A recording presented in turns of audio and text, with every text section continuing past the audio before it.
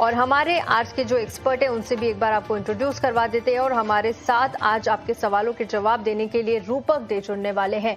लेकिन चलिए अब हम एक मैनेजमेंट का रुख कर लेते हैं। चलिए आगे बढ़ेंगे और पर्ल ग्लोबल के मैनेजमेंट से हमने अभी बात की, लेकिन चलिए एक टेक्निकल राय भी ले लेते हैं। रूपक जी हमारे साथ बने हुए हैं। रूपक जी, हाल फिलहाल में हमने बात की और काफ़ी ऑप्टिमिस्टिक नज़र आ रहे हैं FY27 के लिए, लेकिन शेयर पर इस वक्त अगर हम नज़र डालें तो 3% की गिरावट नज़र आ रही है। आप किस तरह से देख रहे हैं, आने वाले दिनों की चाल किस तरह से नज़र आएगी, क्योंकि काफ़ी स्ट्रॉन्ग नंबर्स यहाँ पर पर्ल ग्लोबल ने दिए हैं? देखिए, हालाँकि आज का दिन थोड़ा नेगेटिविटी दिखा रहा है, अराउंड 3% फॉल दिख रहा है, बट शॉर्ट टर्म चार्ट अगर देखें तो रिसेंट जो स्विंग हाई थे, उस स्विंग हाई के ऊपर ब्रेकआउट दिया था कल, मतलब फ्राइडे। और मुझे लगता है शॉर्ट टर्म में पॉजिटिविटी रहेगा, इंपॉर्टेंट मूविंग एवरेज को सस्टेन करते हुए दिखाई दे रहा है। तो अपसाइड में मुझे लगता है 1760, 1800 तक जा सकता है शॉर्ट टर्म में, और नीचे एक स्टॉप लॉस मेंटेन करके चलना होगा, वो है 1580 का। 1580 टूटा तो वीकनेस इंक्रीज हो सकता है, वीकनेस में आ सकता है। ठीक है, 1580 का जो लेवल है यहाँ पर एक अहम लेवल रूपक जी बता रहे हैं, उससे नीचे जाता है तो थोड़ी वीकनेस आपको देखने को मिल सकती है। चलिए आगे बढ़ेंगे और एक राय मार्केट पर भी रूपक जी की ले लेते हैं, क्योंकि थोड़ी सी रिकवरी निचले स्तरों से नजर आ रही है। निफ्टी की बात करें तो 23,583 पर कारोबार कर रहा है। जो गिरावट है अब वो करीब 50 से 60 अंकों की रह गई है। बैंक निफ्टी की बात करें तो हमने देखा था करीब 1 से 1.5% तक की गिरावट नजर आ रही थी शो की शुरुआत में, लेकिन अब आप देख सकते हैं यहाँ पर हम देख पा रहे हैं कि करीब 460 अंक इस वक्त गिरा हुआ है। माफ कीजिए, 1 से 1.5% की गिरावट थी, लेकिन अब 1% से नीचे की गिरावट है। 53,248 के लेवल पे बैंक निफ्टी में कारोबार हो रहा है। रूपक जी, बाजार पर अपनी एक राय रखिए।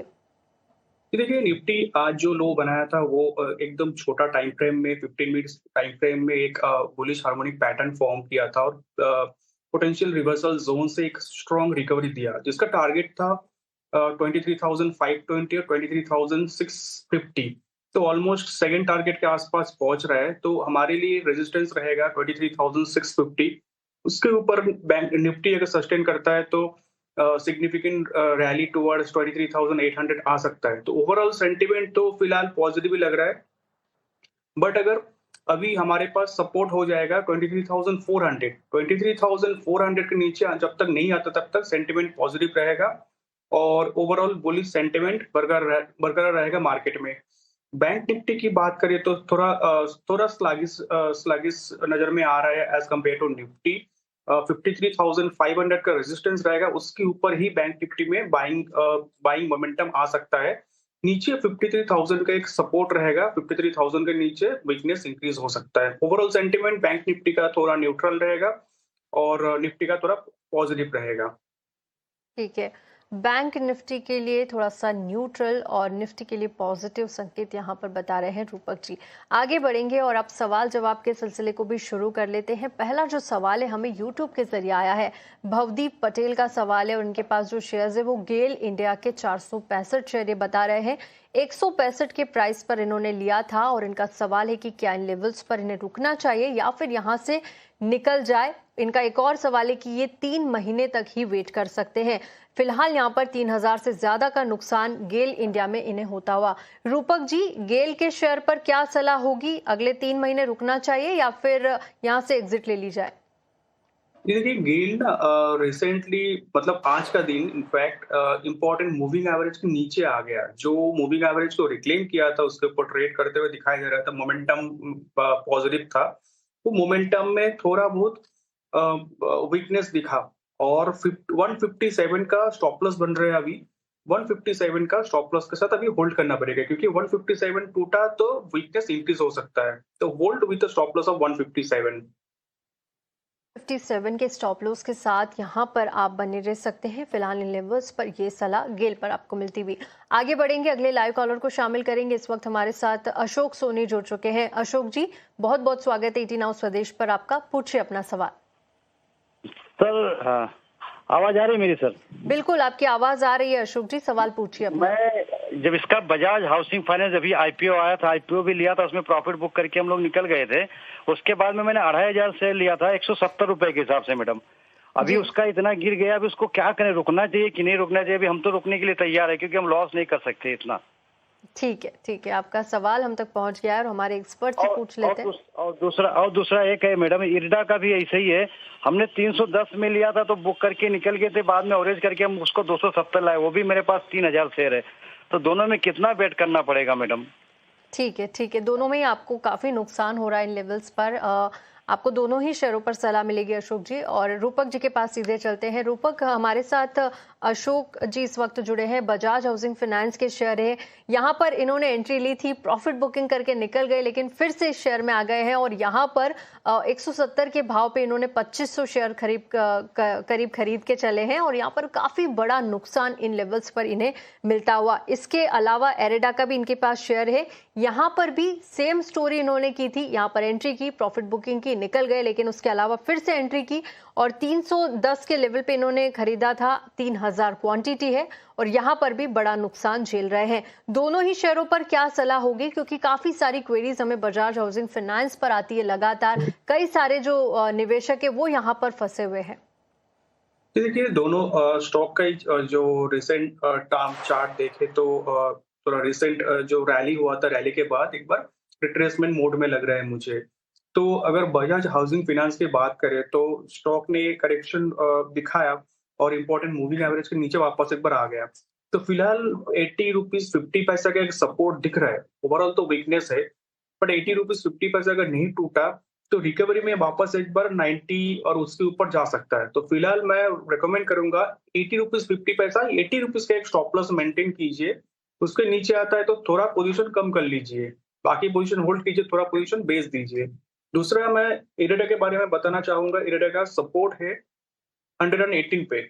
118 का बजाज हाउसिंग फाइनेंस और इरेडा का दोनों का चार्ट ऑलमोस्ट सेम है और मुझे लगता है इसमें भी वीकनेस इंक्रीज हो सकता है, बट आप 118 की स्टॉप लॉस के साथ होल्ड कीजिए। 118 के नीचे पोजीशन थोड़ा कम कर लीजिए। बिल्कुल, तो दोनों ही शेयरों पर आपको सलाह है। एक लेवल आपको बता दिया है, उस लेवल आप यहाँ पर थोड़ा सा बेच के चल सकते हैं एरेडा, और यहाँ पर आपको सलाह आती हुई बजाज हाउसिंग फाइनेंस पर। चलिए आगे बढ़ेंगे और अगले लाइव कॉलर को शामिल करेंगे। इस वक्त हमारे साथ लाइव प्रभाकर जुड़ चुके हैं। प्रभाकर जी, गुड आफ्टरनून, बहुत बहुत स्वागत है ईटी नाउ स्वदेश पर। पूछिए अपना सवाल। गुड आफ्टरनून मैडम, मेरे पास प्राइस इंडस्ट्रीज के 2000 शेयर है जी। एंट्री प्राइस आपका 319 का प्राइस है, बैंक प्राइस 319 के भाव पे आपने खरीदारी की प्राज इंडस्ट्रीज जी, जी। और लॉन्ग टर्म का नजरिया रखते हैं आप? नहीं, लॉन्ग टर्म नहीं है, 15-20 दिन का शॉर्ट टर्म के लिहाज से स्विंग ट्रेडिंग। ठीक है प्रभाकर जी, आपको अभी इस पर सलाह मिल जाएगी। रूपक जी हमारे साथ प्रभाकर बने हुए हैं और इनके पास प्राज इंडस्ट्रीज के शेयर है। हालांकि शेयर में आज 2.5% से ज्यादा की गिरावट है, लेकिन 319 की खरीद है इनकी और आज देखिए 360 के लेवल पे कारोबार कर रहा है, जिसके चलते यहाँ पर प्राज इंडस्ट्रीज में इन्हें प्रॉफिट होता हुआ और शॉर्ट टर्म के लिहाज से ये व्यू चाहते हैं। क्या सलाह होगी इन्हें? देखिए, उनका लोअर लेवल पे बाइंग है तो प्रॉफिट चल रहा है। तो फिलहाल मैं देख रहा हूँ कि 350 का एक लेवल था जिसके ऊपर ब्रेकआउट आया था। अभी उस ब्रेकआउट लेवल को रिटेस्ट करने नीचे आ रहा है, तो मुझे लगता है कि 349 348 का एक स्टॉप लॉस मेंटेन करके चलना होगा। तो 348 नहीं टूटता है या टूटने के बाद सस्टेन नहीं करता है तो एक रिकवरी स्ट्रॉन्ग आ सकता है स्टॉक के अंदर, और रिकवरी में स्टॉक 400 की तरफ वापस ऊपर जा सकता है। तो hold with stop loss of 349 348 in fact. ठीक है, ये सलाह प्राज इंडस्ट्रीज पर आपको मिलती हुई। चलिए एक ब्रेकिंग की तरफ आपको लेकर जाते हैं। यहाँ पर वाणिज्य मंत्री पीयूष गोयल का एक स्टेटमेंट आ रहा है। भारत ओमान ट्रेड समझौता 1 जून से यहाँ पर लागू होगा और एक्सपोर्ट को लेकर भी उन्होंने अपना स्टेटमेंट दिया है। इंडस्ट्री को सिर्फ सब्सिडी के भरोसे नहीं रहना चाहिए और एक्सपोर्ट की जो क्वालिटी है उसे यहाँ पर बढ़ाना होगा। भारत ओमान ट्रेड समझौता भी 1 जून से लागू होने वाला है और ग्रोथ के लिए सब्सिडी और पेलाई स्कीम्स के भरोसे ही ना रहे। आने वाले सालों में करीब $1 ट्रिलियन का एक्सपोर्ट का लक्ष्य यहाँ पर पीयूष गोयल जी ने दिया है और फिलहाल एक्सपोर्ट की अगर बात करें तो $850 बिलियन के पार हमारा एक्सपोर्ट जो है वो पहुंच चुका है। एक्सपोर्ट बढ़ाने के लिए क्वालिटी जो है उस पर फोकस करना होगा और अच्छी क्वालिटी रखनी होगी। एग्री एक्सपोर्ट की बात करें तो 5 लाख करोड़ रुपए से ज्यादा, लेकिन वैल्यू एडिशन यहाँ पर कम बताया जा रहा है। तो देखिए, एक बड़ा लक्ष्य यहाँ पर एक्सपोर्ट को लेकर दिया है पीयूष गोयल जी ने। $1 ट्रिलियन का यहाँ पर लक्ष्य दिया है और साथ ही भारत ओमान के लिए भी बात की कि 1 जून से जो समझौता हुआ है दोनों देशों के बीच वो लागू हो जाएगा। ये खबर, चलिए आगे बढ़ेंगे और फिर से हम अपने सवाल जवाब की तरफ जाएंगे। यहाँ पर देखिए, हमारे पास एक और सवाल आया है यूट्यूब के जरिए। आशीष सोरते का सवाल है, इनके पास भी एरेटा के ही शेयर है, 500 की क्वांटिटी है और 177 के भाव पर इन्होंने लिया है और लॉस बुक कर सकते हैं क्या? हालांकि एरेटा पर उन्होंने सलाह दे दी है, लेकिन जो इनकी क्वांटिटी है वो थोड़ी अलग है। तो एक क्विक राय यहाँ पर रूपक जी से ले लेते हैं। रूपक जी, इन्हें क्या करना चाहिए? क्या इन लेवल्स पर इन्हें लॉस बुक कर लेना चाहिए? देखिए, 118 का प्रॉपर स्टॉप लॉस हो रहा है, बट 122 का छोटा एक स्टॉप लॉस रख सकते हैं। 122 का स्टॉप लॉस से होल्ड कर सकते हो आप, क्योंकि 122 एक प्रॉफिट बुकिंग लेवल रख के चलिए। उसके नीचे आता है तो आपका प्रॉफिट जो है वो कम हो सकता है। तो प्रॉफिट लॉकिंग लेवल रखिए 122 और होल्ड कीजिए। 122 के नीचे नहीं आता है तो वापस एक बार रिकवरी आ सकता है। ठीक है, ये सलाह एरेटा पर आपको मिलती हुई लेवल्स का ध्यान जरूर से रखिएगा। चलिए आगे बढ़ेंगे और अब रुक करेंगे अपने खास सेगमेंट ऑप्शंस के चैंपियन का। और इसी के साथ रूपक जी, आपका भी बहुत बहुत शुक्रिया हमारे साथ जुड़ने के लिए और हमारे दर्शकों को गाइड करने के लिए। शुक्रिया सर। चलिए यहाँ पर रुकेंगे एक छोटे से ब्रेक के लिए, लेकिन आप कहीं मत जाइए। ब्रेक के बाद BT नाउ स्वदेश पर खबरों का सिलसिला जारी रहेगा। नमस्कार।